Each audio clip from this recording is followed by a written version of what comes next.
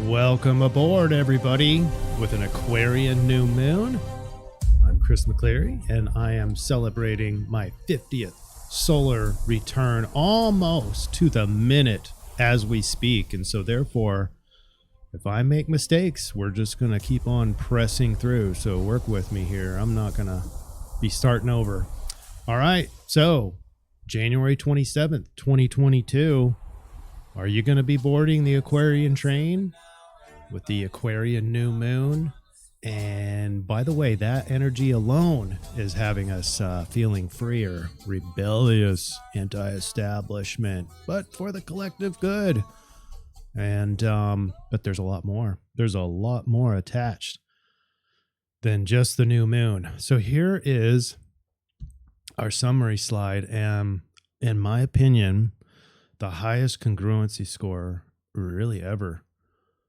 In the tropical astrology, we have the new moon Aquarius, we have Mercury retrograde, we have Mercury passing Pluto for the first time, and there's going to be another time.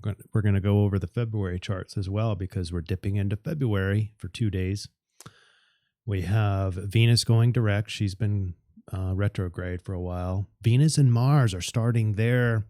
So with Venus, maybe describe this. Well, I'll describe it now, but Venus is going retrograde, Mars going direct. Venus is going to switch to direct, and then Mars is going to catch up with her for like 2 to 3 months. Pretty cool thing. And they're going to go hand in hand, and that's no pun intended here. I mean, I-Ching rolls out hexagram 8. Interesting that last week was 9, so it just rolls down 1. From small influences to, hey, we need to start holding together. And remember, this is the influence. This is not the solution. We, for those of you who are new, make sure that you stay for the last half of the video because that's where the solution triangulation is. We triangulate for what we expect the biggest energy to be, but we also triangulate for how you should behave to maximize those energies. And so the I-Ching influence says holding together. And that makes sense because a new moon in Aquarius is friendly. I mean, it's a group of people, it's friends, it's holding together by itself. But then Venus Mars is very much, I mean, obviously together. It's a companion of extremes, yin and yang, male, female, the archetypes, the opposite archetypes are there. With Venus and Mars just starting there hand in hand. And then trine over to Uranus sort of brings not only that Aquarian feel again, but the unexpected. So you have to have the yin and the yang together, which are going to be informed and will inform change and insight and all the other things that are Uranus and Aquarius. So it's very, very an Aquarian Uranus context, but there's a lot going on. And then can't wait to show you the Dreambot. It's everything that you'd expect in a new moon in Aquarius, and I call it the Great Fucking Awakening. Ooh, had to say that whole word, and I'm not sorry. All right, all aboard the Aquarian train with a high, probably the highest congruency score you can get without going to perfect 1. It's not perfect here because it's not a perfect overlap, but the Dreambot is right in the center because that's the new moon of the, okay, so the purple is the astrology because it's the biggest because it has all these different influences. It's got all the alignments. It's got planets going direct and retrograde and all that. So that's the biggest circle. And then the Dreambot in the green circle is a direct hit, in my opinion, on the new moon, which puts it right in the center because there's nothing more central than the new moon in Aquarius. And then the I-Ching says holding together, but there's several things in the astrology that apply to that. And so it's more than just the new moon. So the I-Ching gets a little bit bigger circle. That's how I do that. But nonetheless, the overlap, they're all directly overlap right in the center of the astrology, right? So, well, let's go ahead and get started. How we doing so far?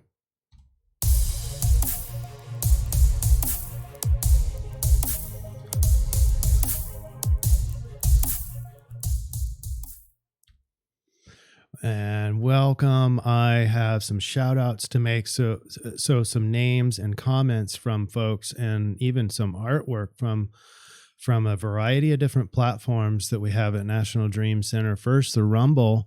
This is actually from the older, and I do need to apologize. I am going to talk about that, but Dale, I'll start with Dale. Thank you, Dale. Shout out to Dale for posting that I did not update the time in the initial video feed.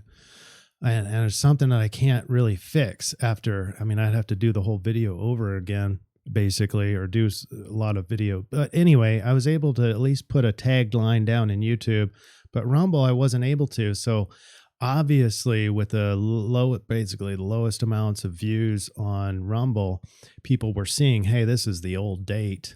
So they assumed it was the old video, I think. And so my apologies, but shout out to Dale for at least notifying me. And I think I was able to scrap or recycle the YouTube version. So we had some pretty good views over on YouTube. But nonetheless, Red 700, this is over on Rumble. Shout out to that name because I don't recall another comment earlier. So it says something that always strikes me when listening to CIRFs. I have to listen to 3 times, like my dreams repeat, to really sink in if I don't get an immediate resonance. And I think I know exactly what you mean. And I do the same thing preparing the CIRF reports.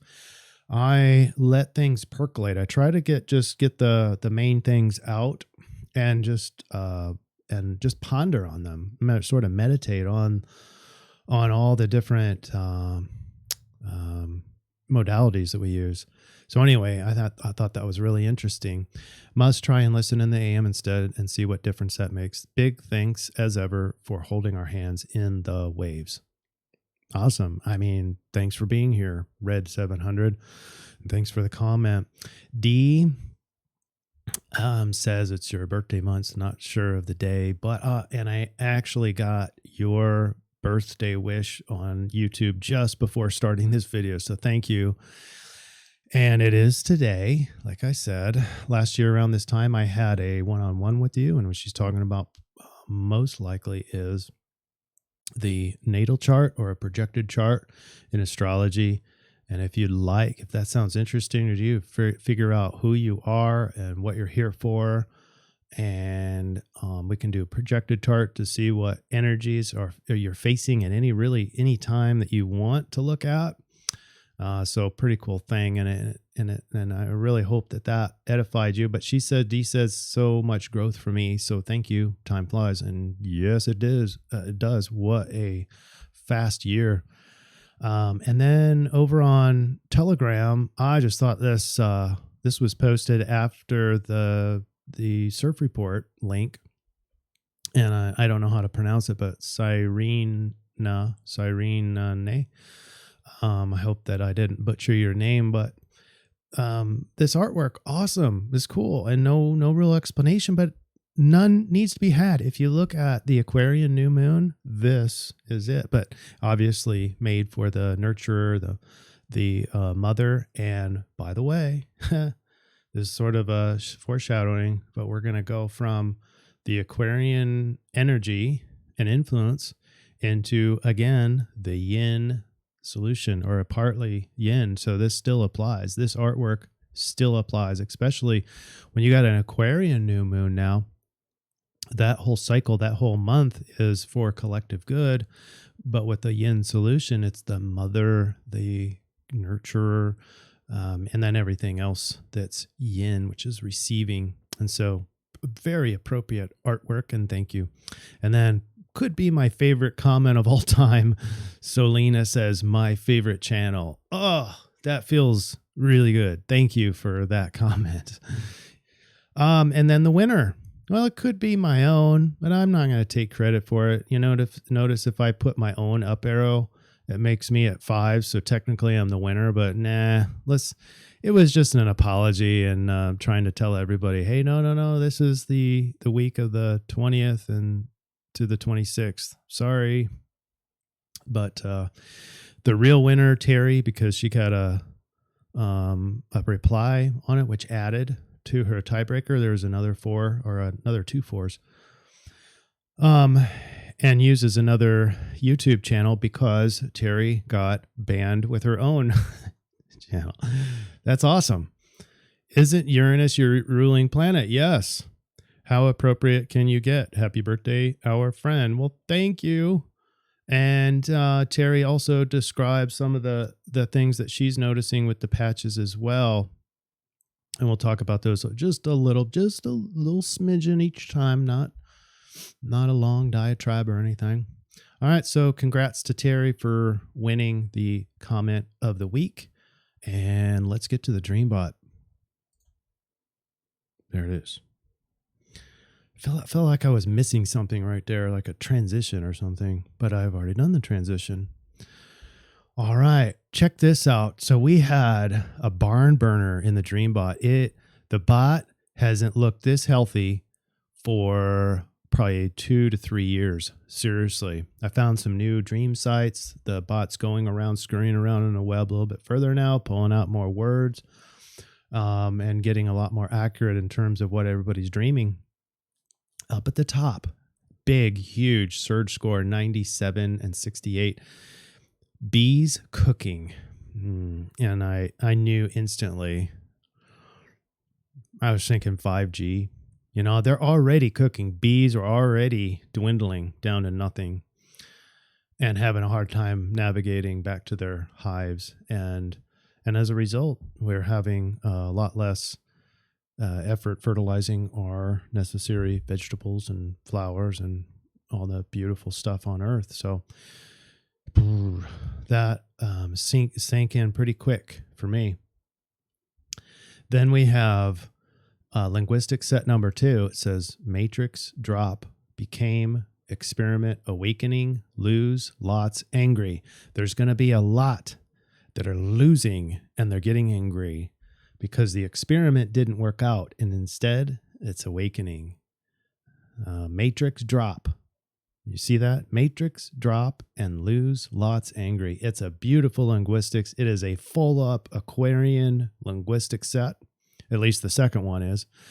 And then all of the reds support that linguistic set. So it's actually together. It's a barn burner of a new moon in Aquarius Dreambot run, and it's a great awakening. Check it out. It got another word, awake, in there. Direction, door, push, action, point, quite. Everything points to sort of new life, awakening. So, and then even inference on the matrix drops. So it's incredible. It's an incredible run. I was excited about that. So basically we pull out from the Dreambot, the new moon in Aquarius hasn't happened yet, but it's clearly in the sights, in the subconscious of us as a collective. So here's the last remaining portion of Aquarius. When you're on the right side of this black vertical line, I can darken this so you can see where my cursor is a little bit better. We have Venus going direct halfway through our week. We have, obviously, Mercury's in retrograde. And then Mercury and Pluto, for the first time, are going to hit up together, which is going to, remember the days of, the days of the sun and Pluto. So your identity, it was like a dark night of the soul. This is sort of the dark night of the soul for your mind and the way you think. The way that you think, the logic that you know is transforming. There's a lot of other things here. We still have the Saturn and Uranus square. And earlier this month, Uranus went direct. So that's going to stagnate that square. It's going to keep that square out. We see convoys. We see freedom versus should. We have We have anti-establishment versus let's keep everything the same. Guilt tripping. Saturn. Saturn is the guilt tripper. You should do this. You should obey. And Uranus says, yeah, right. I can do what I want. And we've seen that for over a year based on this astrology. All right, I'm going to talk a little bit about February. Just I can let you look at it here. And I added some stuff on here on this chart. So in the future, we're going to be able to see parallels, meaning that this is the latitude. And when the latitude is exactly the same, not exactly, within 17 minutes, so very, very tight, we're going to be able to identify the Casimis. Okay? So no wondering anymore on those. And so anyway, drinking my happy birthday coffee. It is absolutely delicious.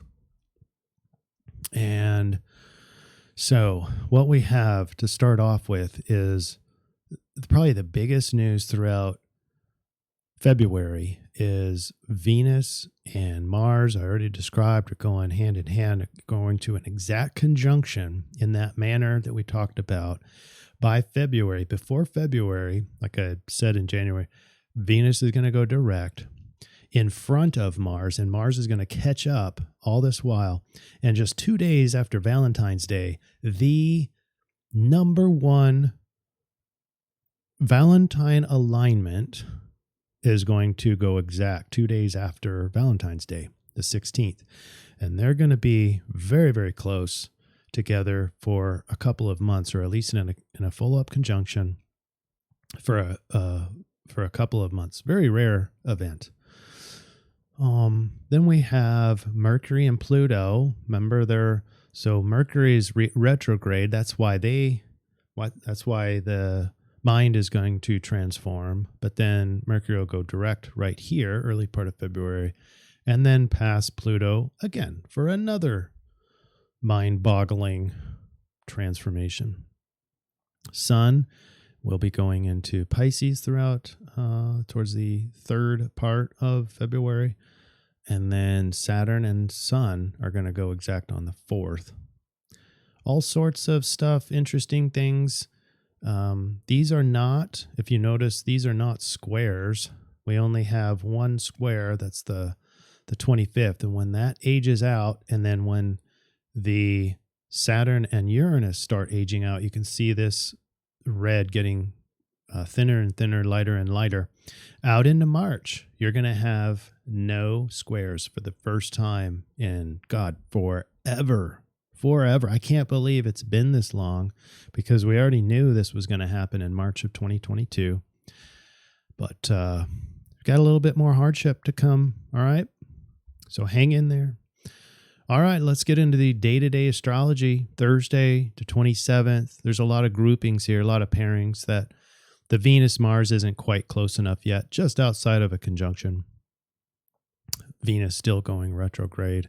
You have Pluto and Mercury starting its first conjunction.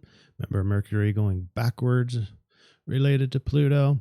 So this is going to be, they're in a technical conjunction now. So that's a death, rebirth cycle starting with Mercury, with the way that you think, the way that you communicate. But it's also a sense of power, especially on the backside of this, is you're going to notch up a power of thought. But while going through it, it's going to be sort of discombobulating, if you will, almost like running around. Sounds like violence. Running around with like a chicken with your head cut off. I don't know. Sort of a metaphor, but sort of a gruesome metaphor, so I apologize for that. All right, Saturn and Sun together, starting its conjunction. It's just going to get tighter as we go along. Where's the moon? The moon's over in Sag right now. This is Thursday, the 27th, and we got a long way to go, a few more signs to go before our new moon. We have a couple of squares. I had to draw in my software is just still having problems recouping from the setting I had before. So we have Uranus and Saturn still in a square, but we also have Sun and Uranus in a square as well. So our identity is with Aquarius. It's an Aquarian identity, and you've got Uranus, who is the ruler of Aquarius, in a distance, energetically separated from homeland and pissed off. And so identity is wanting to be instructed by Uranus, but it's hard to get that information because it's pressurized. But nonetheless, there is conflict. There's conflict, like I talked about, with the people who want to comply versus the people who want to be free. But now our identity is at stake here. It's who we are now. And Sun in Aquarius is a very identifies as a humanitarian kind of thing. But it's sort of a paradox. We all have paradox with our zodiac signs. An Aquarian paradox is that while I've never felt so alone, but it's not all that bad, and not as bad as you think. But we do need our people. It's very friendly. But the Sun is weakened. It's in a detriment in Aquarius. And so we sort of have to feel this urge for the collective good. And that's sort of that humanitarian, but it's nothing like the self-sacrificing of the Pisces. But it is that sense of, I just want what's best for the world. I'm not necessarily strong enough to go do it, but I want to change the world. It's sort of that desire. But the action of self-sacrifice is not really a big thing with Aquarius because the ego is in detriment. The ego is weak, and so we're just sort of more thoughts. It's an air sign. It's just more thoughts about being humanitarian. It's not actually doing it, So anyway, this pressure to be, humanitarian or be a rebel, is frustrated by this square, this double square now against Uranus in the material plane. This Uranus is over in Taurus. And so it's a change up. It's in foreign land, foreign. So you got the Sun in detriment. Uranus doesn't like to be in the material plane. It likes to be out in the mental plane, the electrical plane. This is the genius. This is the mad scientist. So I put a lot of emphasis on there because we're going to be emphasizing everything Aquarian this week. But it's not just those alignments. The other alignments are a part of this too, because look, you got this pressure. It's like, like a sleep pump on a mattress, an air mattress, and you're pumping it up and it's getting bigger and bigger. And then it needs to pop. The energetic outlet is this trine, and this is going to be there all week, but it's getting real because the trine is in earth signs. So you have Venus and Mars are going to be together. That's the yin and the yang. It's very romantic, the male, female, everything right in the world has in its background, not a one-sided thing. It's whole. And those archetypes, those extreme polar opposites are together, but in the material plane, in the earth sign. So it's a grounded instruction. And so this pressurized of identity and fight against, tyranny and freedom, its outlet is over in the relationship. And it's not good or bad. I'm not implying either one of those, but it's just going to affect. It's all affected this week because of those alignments. And we'll talk about what those outlets mean for you personally. All right, before we get into the rest of the week, I would like to tell you how you can support the channel. If you really like these CIRF reports, you can support yourself with these patches. And the patches are peptides, but they focus on healthy ways of activating stem cells for all sorts of things. We're talking mainly cellular repair, better energy, You actually sleep better. That's the X39. This is the flagship patch, is the overall patch that does it all. But because everybody I know is getting sick, I would like to show you the glutathione patch. This is a whole separate patch. It's not better or worse. It's just more targeted to the glutathione. What is glutathione? It's the number one antioxidant in the body, and it tends to start decaying over time. This is the reason I started the whole Life Wave thing. I was talking to Terry about the vaccines that I've had throughout my life in the military, including the anthrax one, and we're talking about how those can start to manifest in disease. And she offered these concepts. I looked into it. We're talking a 300% increase in glutathione. That's the number one master. That's the master antioxidant. You get a huge boost by just putting on a glutathione patch. It's that easy. Put the patch on your body, and 12 hours later, take it off. That's it. That's really it. And I have ways to demonstrate how I know that this glutathione patch is starting to cart out toxins that have been caught in there for so long. So if you're interested in that, and we'll talk about some of these other patches and what they do, but you can be a part of this by helping yourself, and it helps support the channel. www.lifewave.com/intervention. All right, back to our program. Friday, the 28th.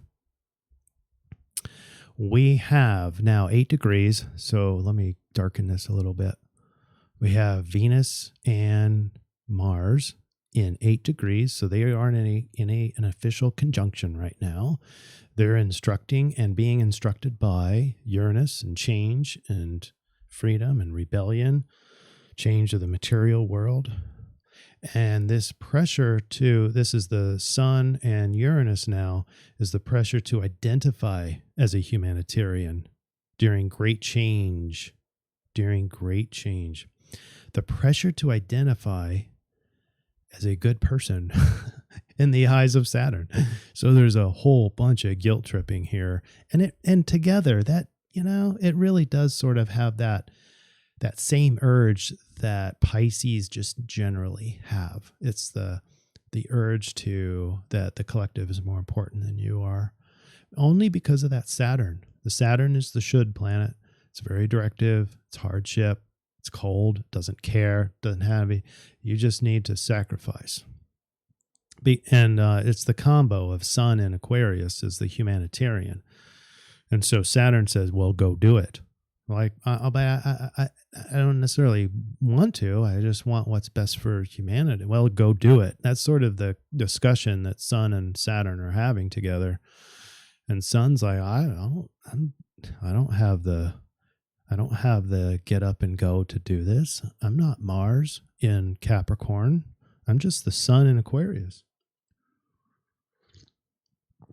All I can do is just think about it, obsess about it. So that's what you'll do. Probably obsess about, worry about the nature of humanity right now. And Saturn will keep fueling it. And then the faraway ownership of Aquarius, Uranus, will be making it very pressurized. All right.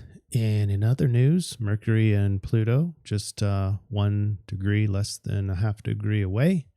And so you can think practically, but and there might be this weird sense of deep power. All of a sudden you'll have these spurts of very powerful statements and very logical, not like super wise or anything, but just like grounded, master of the obvious statements.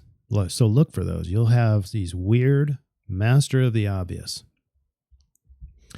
Saturday, 29th. Wow. Look at all this stuff.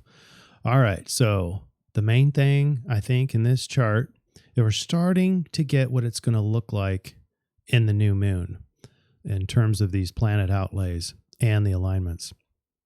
But you have the moon in between Venus and Mars. So this makes this emotional emphasis right now. without the moon here, the Venus and Mars are 8 degrees away, or, thereabouts, 8 degrees away, 7.5. So still not like significant. It's not the dominant energy, but now with the moon there, it makes everything really connected. Both are connecting to those emotions. And that brings those two polar opposites together and makes them feel like they're actually closer, at least for today. And what the moon does right here is introduces the sextile as Mars does the same thing.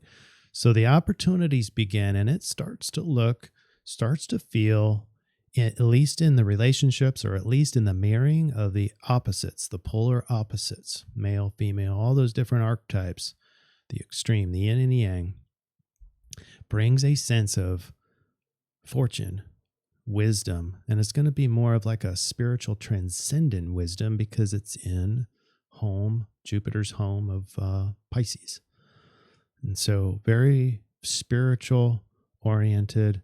You can get a lot of spiritual insights through, number one, your relationships, especially the romantic relationships, your closest relationships, maybe in the goals or the way that, that you see the vision or the uphill battle. You're going to get higher level wisdom from those. There's opportunities there. That's the sextiles. And then vice versa. So you've got, Pisces is the interconnected of all the zodiac signs. It's the oneness, the highest spiritual attunement possible if it's healthy. And Jupiter can bring a sense of synchronicity and fortune to the relationship. So it works both ways. And I like this direction too, because you're going to be given the opportunity for more love through the emotional body, proper, very practical emotions. What does that even mean? Practical. They're just, they actually make sense. And that's rare in the emotional, because emotions by just their very nature are very irrational. So they sort of make sense in an earth sign, or make more sense than they normally would. But emotions connected to Pisces, with opportunity, the emotions themselves are opportunities for transcendent type of, that's Pisces, transcendent type of love and passion and union. And by the way, Venus now is direct. Wow, this is such packed alignments here. We also have the trine over to Uranus. All right. I think, this is the great union. This today feels like Venus and Mars are together even closer. It closens those up. And the Venus brings an emphasis too, because when it transitions from retrograde to direct, it's in that change that is important. It's sort of like accelerating brings attention, and also stopping and starting the other way brings the attention to that. So there is sort of a Venus sort of attention with this grouping, this pairing. So it's a great union. Venus is great with harmony anyway, very emotionally tied to it. There is a lot of emphasis on Saturday. Then we get into Sunday. A portal starts opening, and this is going to be the rest of our CIRF week, but it hinges on Jupiter. So we have Jupiter, Mars in a sextile. We have Jupiter and Uranus. There's Uranus again in another sextile. And so Jupiter only has opportunities. And that is a fantastic alignment to have Jupiter basically not necessarily trapped, but unended openness and opportunity with Jupiter, because Jupiter is so positive, optimistic, fortunate, synchronistic, and wise. So we have synchronicity galore. It looks like that T-square, doesn't it? And so you got that same sort of focus. It's sort of like a radar or a satellite dish. And the antenna is Jupiter. So Jupiter is both being receiving all that energy, receiving instruction, but also sending that out, transmitting.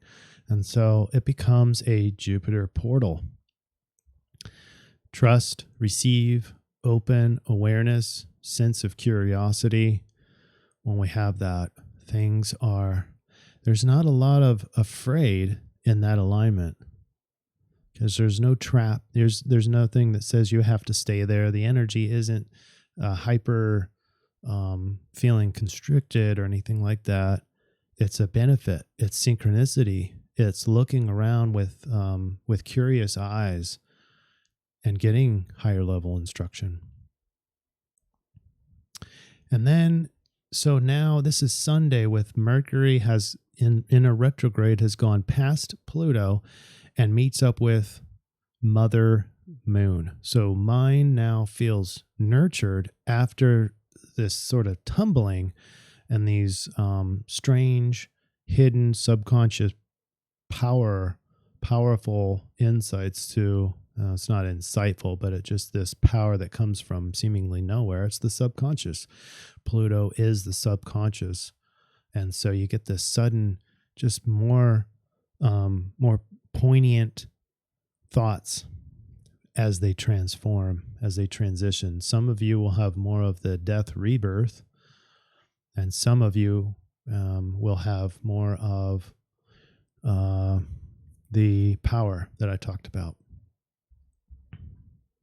All right, and here we go. First off, on 31st, Monday, happy birthday to Brian Adams. And you have a stabilizing new moon in Aquarius to celebrate with, as your solar return is netting a new moon. So it's a whole new cycle for Brian and all of us. It's a new month-ish sort of cycle, and it's in Aquarius. So it's a little weaker ego, but not in weak as in pansy, but weak as in you can see the bigger picture. It's not so selfish. It's not self-sacrificing either. It's the ability to be able to see the conundrums happening. It's the ability to not be so into the experiences that you lose yourself. So it's a beneficial weakness, really, if you think about it, if you use it correctly. All right, so on this new moon, we obviously have Saturn at 15 degrees. The sun and the moon are at 12 degrees, 20 minutes.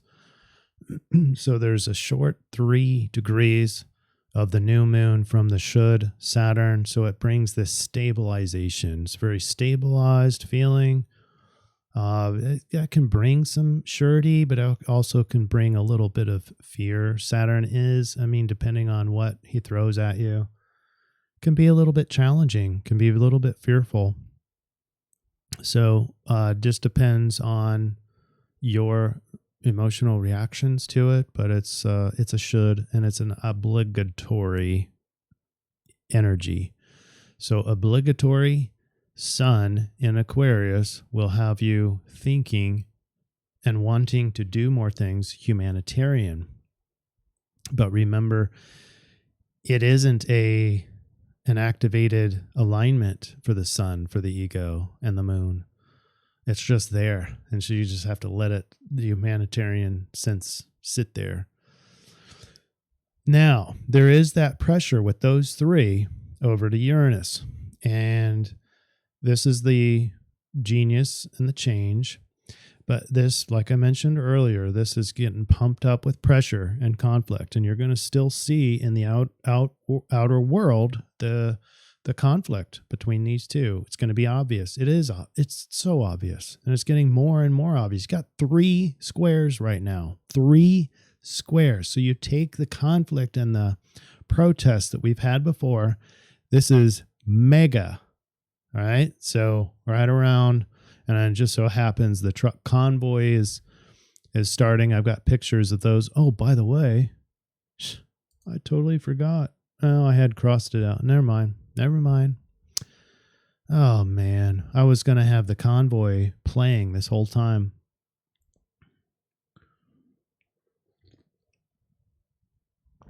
All right. So what I'm saying here is the energy starts here. This is the epicenter with the new moon in Aquarius. Aquarius is all about humanitarian, yes, but all about what's knowledge, higher level knowledge, knowing it all. It's an air sign. It's friendly, social, but also wants to just let me be myself. Anti-establishment. And with that Uranus, the same energies or archetypes as Aquarius, push up this energy, and then over in Uranus is the outlet. So the result is sort of like a hole in the raft, and the hole in the raft easily goes over to your relationships, your closest relationships. This is union of the opposites. All roads lead to holding together. This is holding together. Also, it is a big picture. Notice all the Capricorn energy. It's a little bit more goal-oriented. Mercury just went through a transformation, and so does feel a lot more empowered right now and goal-oriented. Might even be a little bit OCD, a little bit obsessive about things that the mind has seen. But I don't want to take emphasis away from the Aquarian, because this is a very powerful new moon alignment, and its outlet is going to be through Uranus out into holding together. So this influence of finding your group, finding your tribe, finding your lover, all the union type of archetypes that you can think are there with Venus and Mars. All right, Tuesday the 1st, we're getting towards the end of our week, but it's been a really busy week, a lot packed in here. Wisdom, again, is informed by the polar unions. Venus and Mars is informing Jupiter, and Jupiter is synchronistically providing opportunities for the union. Now, they're still 6 degrees away, but both of these are putting a sextile onto Jupiter. And then you've got Uranus and Jupiter in a sextile. So that's insight. That's the mad scientist and higher level wisdom. So that's a really neat alignment. This one's going to be the secret geniusness. This one, if you're working on an invention, this is an inventor's dream right here. It comes easy. And you sort of really just have to let go and just sort of let the universe guide the invention, and it'll come. All right, so look out for that. Wednesday the 2nd, you got a massive amounts. You only have 2 squares, Saturn and Sun square over to Uranus. And then other than that, you have a trine that we talked about and opportunities. You got massive amounts of opportunities here because the moon is going to be together with Jupiter.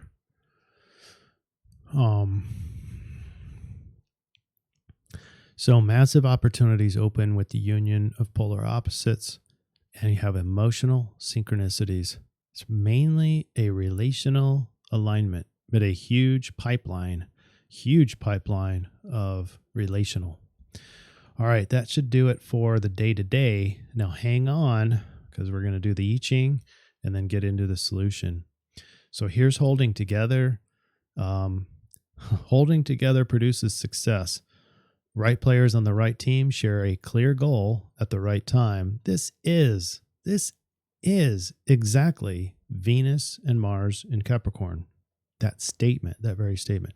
By the way, what I forgot to show you, we had all yin drops of the coin, except for one, and it was a change line. So when you change that to the opposite, what do you get? Yep, all yin. So you can see where our solution is going. Let's do line 2. When circumstances demand that you rise to a call of action by playing a significant role for the good of the team and the respect of its leadership, the best way to respond out of a desire to contribute to the greater good. I didn't read that right. The best way is to respond out of a desire to contribute to the greater good. This approach has dignity and leads to good fortune. Now, remember, this is the influence. This is exactly what the influence feels like. It says, I better contribute. I better. It's the new moon in Aquarius with the Saturn. And I have to emphasize that Saturn. The desire to contribute is Saturn. And it doesn't mean to go out and do it. So let's get into the solution. Like I said, all yin lines, we're back to the receptive power.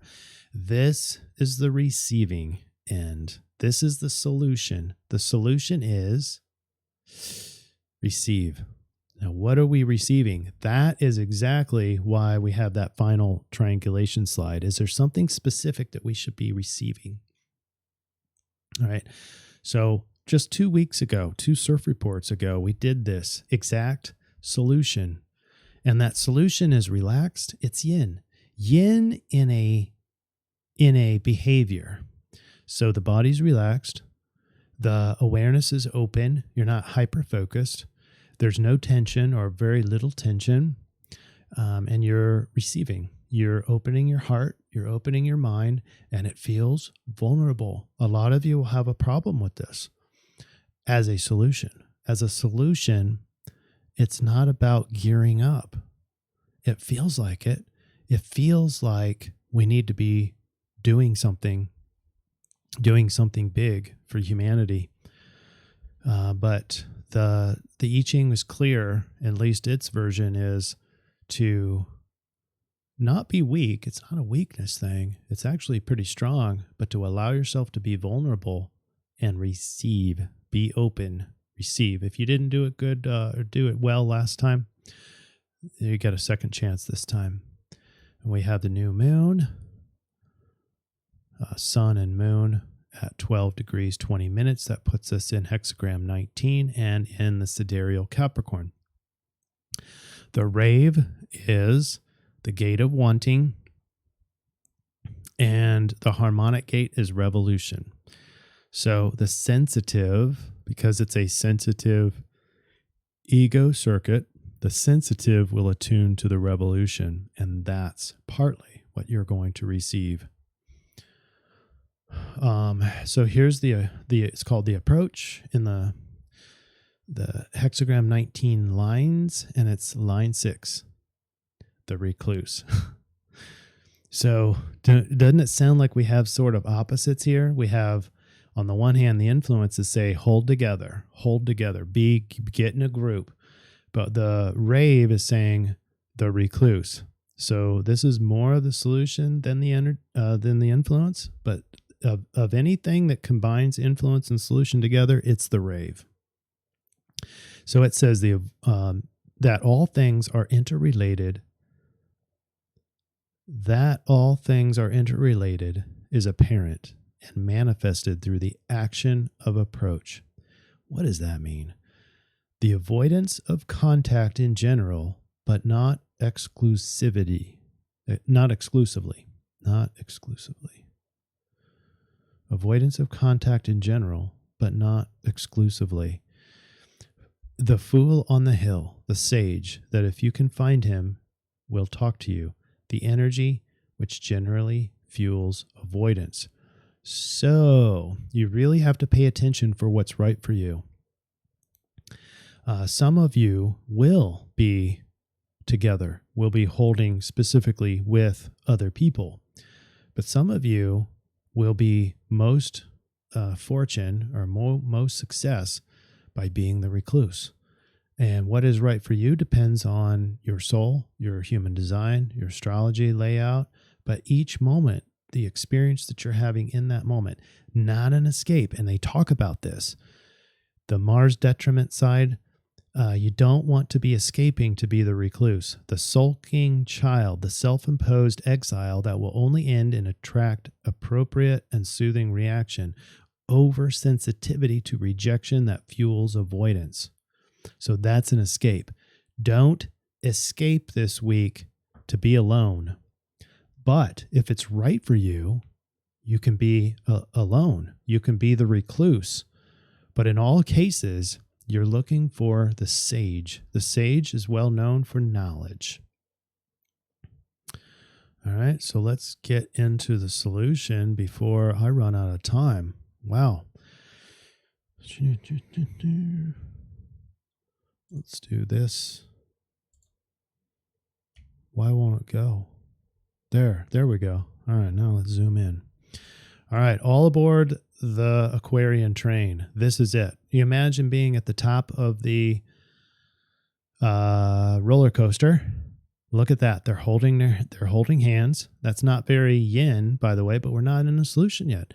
This is the feeling. This is exactly the feeling that we're going to have this week, where we're holding together. We're at the top of the roller coaster, about ready to drop. The drop itself is Uranus, because we don't know what change to happen.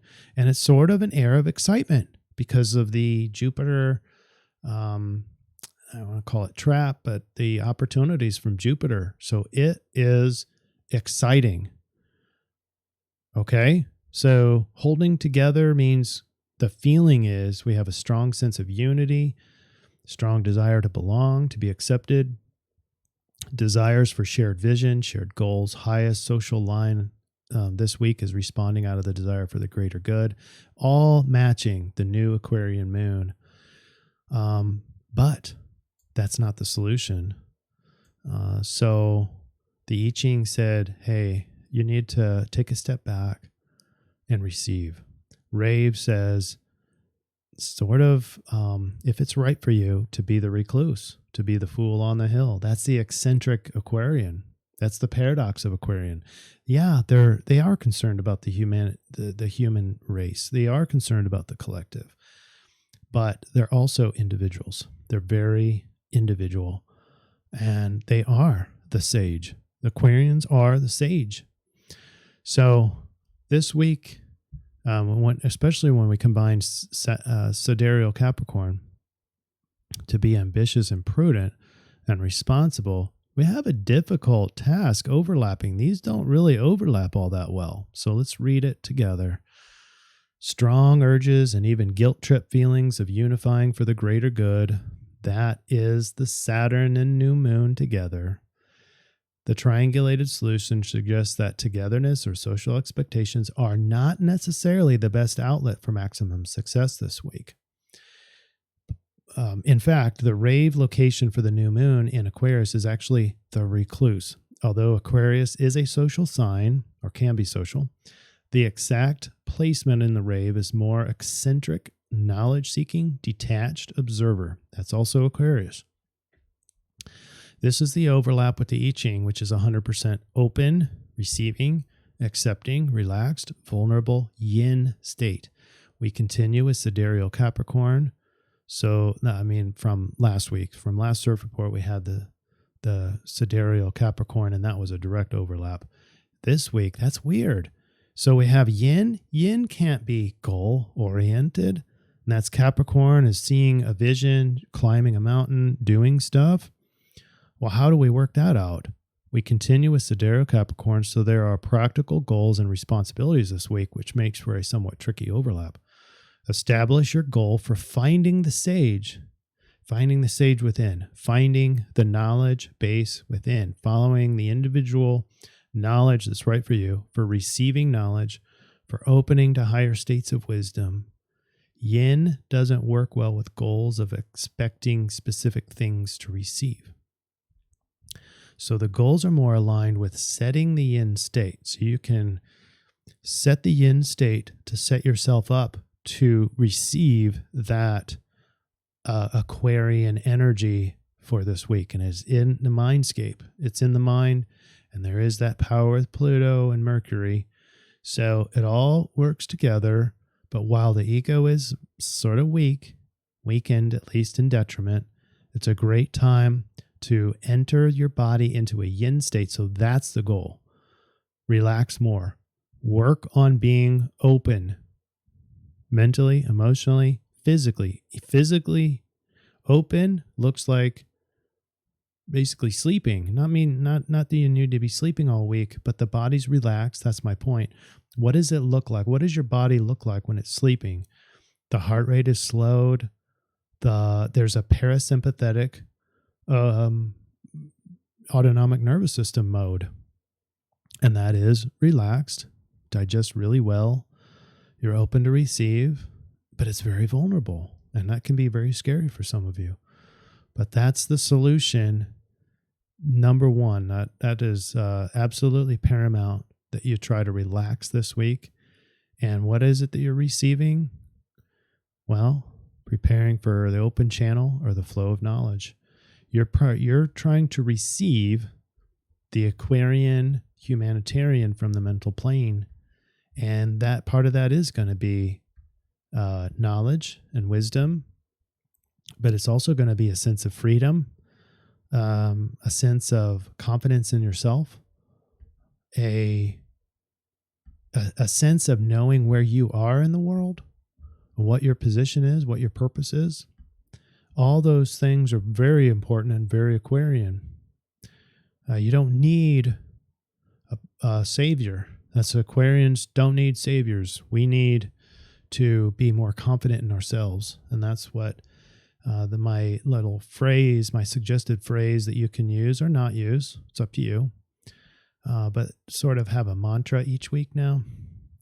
And this statement says, my goal is to open to the highest knowledge needed to serve humanity at this time. So you have a role. We all have a role. And it may not be the time to carry it out, but it's the time to know what it is. And so get to know yourself and your role in the Aquarian month of renovating humanity, leveling up to the next level, the next transcendent level in human existence. All right. It's a big, big energy this week, and it's going to be really gripping you to need to be doing something.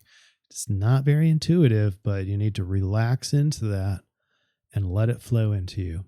And it might be, if you do this right with the Aquarian and influence, it might be up in the mental plane.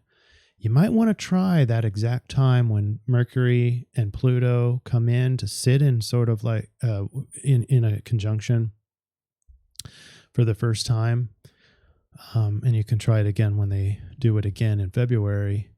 But sitting in a meditation that day and see if you can get that subconscious merriment of rational thought.